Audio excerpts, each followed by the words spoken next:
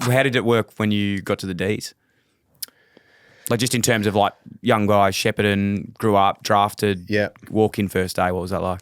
Yeah, it was so different than what it is now. And whenever I do any media stuff with Gary Lyon, like Gary was a captain, and I started in '95. They played in a prelim final, I think, the year before, and some amazing players, but amazing personalities. So I was 17, and it was different too. I was still doing year 12, and in my first year of AFL footy.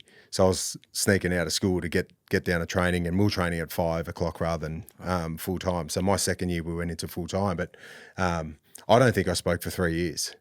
Like if I was spoken to, I'd answer, but other than that, it was just do what you're told and earn some respect to your teammates. And Gary would just yell at me every time we'd go on my first pre-season camp. We'd always do like an 8K run, but carrying the bench press bar. And every team had some random thing like that, and that was Melbourne's.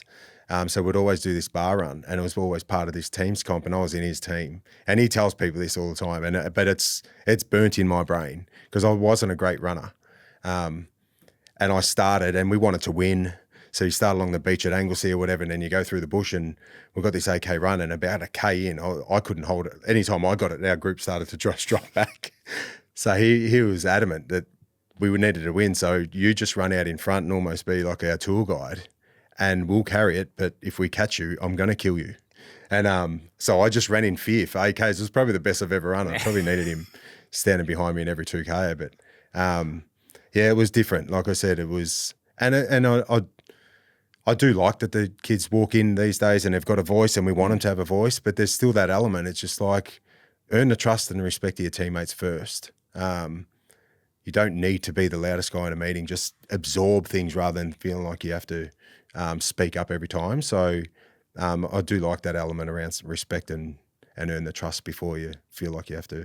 For sure. I think, being liked versus being respected was something that I talk about a lot on this show that I really struggled with as a young kid. Like I just walked in, just wanted to be everyone's mate instead of like actually earning the trust. And I do tell this story a little bit, but a guy said to me once, one of my junior coaches, Darren Harris, said, there's a bit of a pivotal moment for me. He said, pick 3 guys that you want to go to war with in the team.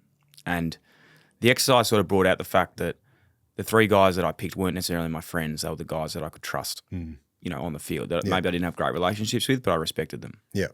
And then the kicker was he asked me who would take me. And like, it was just, I was like, fuck, no one. Yeah. Like, no one. But to this day, like, I spent probably, the next 10, 15 years of my life just trying to become that person, not be the, the friendships and all that stuff comes with everything, but the most important thing is just earning the respect and getting it done. Yeah, well, I think a lot of clubs do that around the draft combine. I know Blair asked that question, and one of them is who would you bring, or who were 3 players, and whether they're from your teammate or someone you played against or whatever. And hearing those answers were really interesting. Like about their teammates. No, but there could be just someone that they might play for Vic Metro. It was just like, if you were to get drafted, who would 3 players that you'd want to come to our footy club? And some spoke about talent because they're just the best players, but others just like they then got drawn to he's just a great teammate. But it was amazing the names.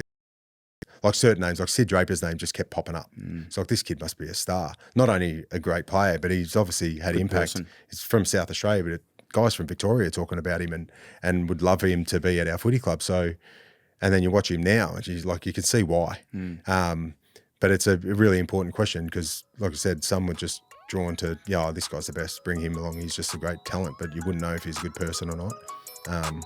So it's a really interesting. I think a lot of teams use that same question.